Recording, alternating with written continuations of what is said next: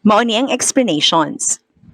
Ang verb dinhi nga sentence kining haven't seen. Combination sa helping verb nga have, nga negative form o ang main verb nga seen, nga past participle form. Basta gani ang verb sa sentence, combination sa have o past participle pareha ani present perfect simple tense na sa verb.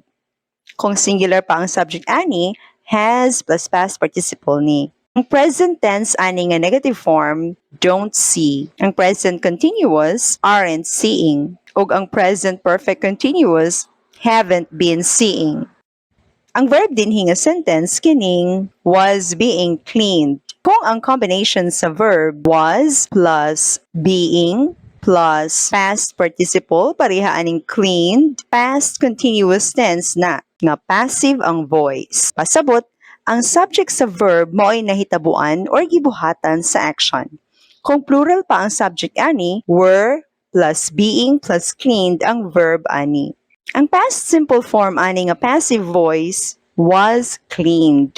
Ang past perfect simple tense ani nga passive pod had been cleaned.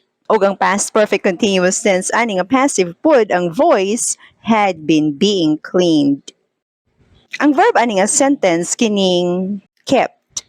Past simple ang tense ani nga sentence kay ang verb past simple form nga walay helping verb.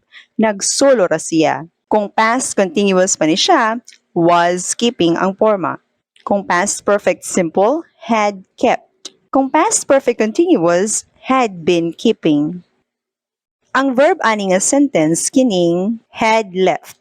Basta combination sa had, past participle, pareha aning left, past perfect simple tense na.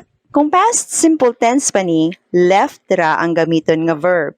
Kung past continuous pa ni, were leaving ang verb dinhi. Kung past perfect continuous pa ni, had been leaving ang verb form nga gamiton.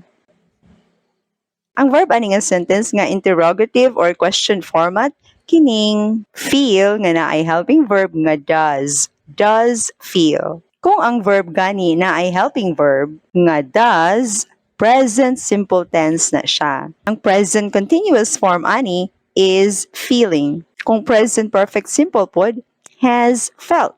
Kung present perfect continuous, has been feeling.